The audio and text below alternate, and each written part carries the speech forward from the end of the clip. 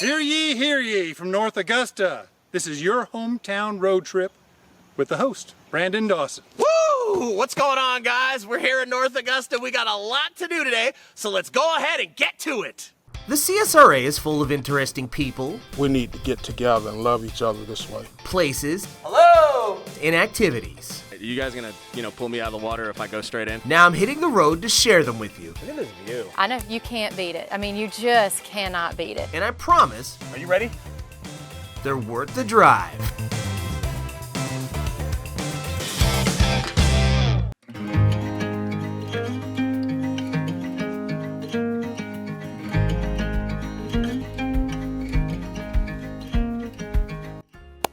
All right, guys, so we're here, back in time here in North Augusta at Living History Park.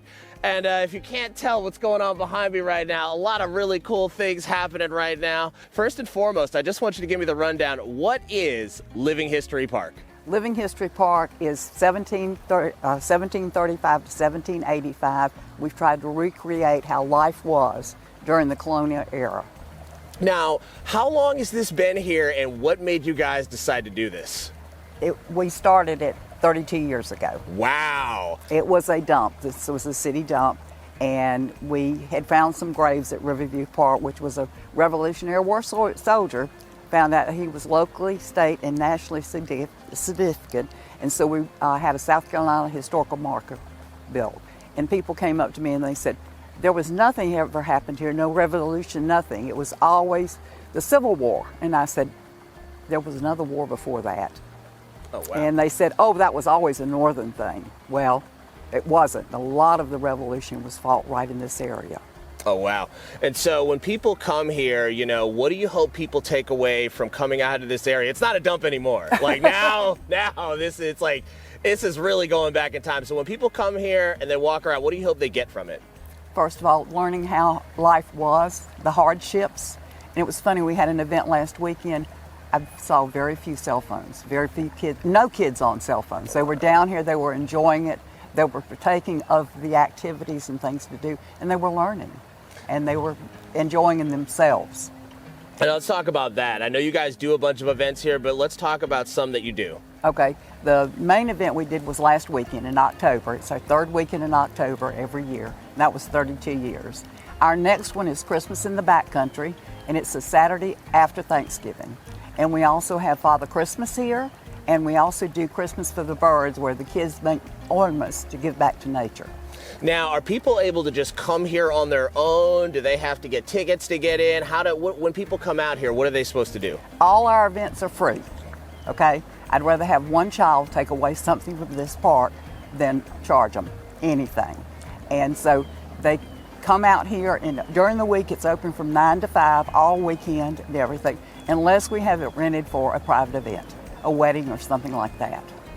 And so if I come here, let's say there's not an event going on, am I able to come here and walk around on my own and take a look at everything? We have a QR code at the entrance, both entrances, and at this back area here. You can take your cell phone and it will tell you about each one of the buildings, gives you pictures of it, who's in there, talking about it. So you can learn on your own. Now, we're going to take a look around here ourselves, but we're not going to be using some QR codes. You got some legitimate back in time people here today to show us around and show us some of these buildings, and we appreciate that.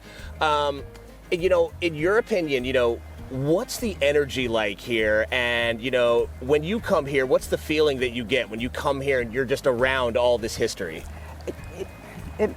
I used to live in New England, and it kind of gives me a feel of home. Our barn is built like a New England barn because they didn't have barns in the South. So we've got a little bit of everything, but first of all, you're downtown North Augusta, you can't see anything around. We're almost 8 acres of land, and it's quiet, it's peaceful. People come down here and have picnics, and we have a big event in April too, but that's when the British occupied this area. So it's a little bit different then. There's conflicts then. But during the week, people come down here. We have hawks, we have owls, we have deer, we have a little fox. We have a lot of nature down here, so you can just sit, listen to the that's natural springs. You can drink the water.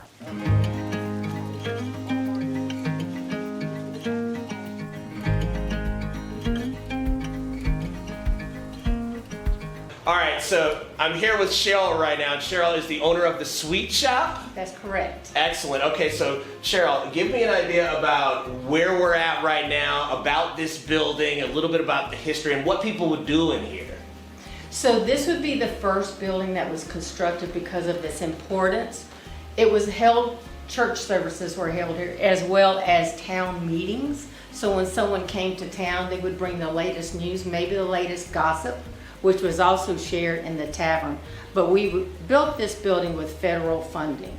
So it's used for a lot of things, such as weddings these days. But again, in the past, it was used for church services as well as a meeting place for the people of the community. All right, so who do I have here with me? You have Brian Wenzik, Brian? town crier. The town crier, Brian History Winzik of the Living History Park. Gotcha. And so you're the town crier. I So am. what is your job? As a town crier, it was my role to get the news out to the folks. It was also to tell the time. Many people didn't carry watches, clocks handy on them, so it was always good to for people to hear once in a while, interval, maybe on the half hour, what the time was, as well as hear the latest skinny gossip and what was going on in the village, and maybe parts beyond the village in the surrounding area. Can you give us a little, Sure. like a little example? Sure. Hear ye, hear ye! The Living History Park of North Augusta, featured on News Channel 6. I like that. Can I give it a Sure, try? Can I give it a try? Yeah. Hear ye, hear ye! The town crier is an awesome guy. Thank you, Brent. Thanks. As we explored the park, the hometown road trip crew and myself learned a lot. And as we explored the property, our guides were happy to teach us a little bit of history. My new occupation. The tavern served Tavern server. It served as post office. It served, of course, it was a place to have libation, right?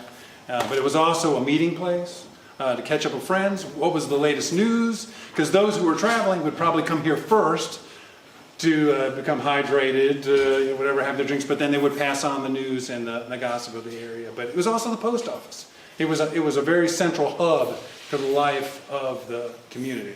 This is really cool, and if I were coming out here for an event, I think I would just want to eat in here just for the experience. We could have spent hours walking around and talking about history. But we had to say goodbye to our friends from the past and keep our adventure going in North Augusta. Thank you. I now must head back to the future, which I know we don't know what that is, but it's happening. It's happening. We'll see you guys in a little bit.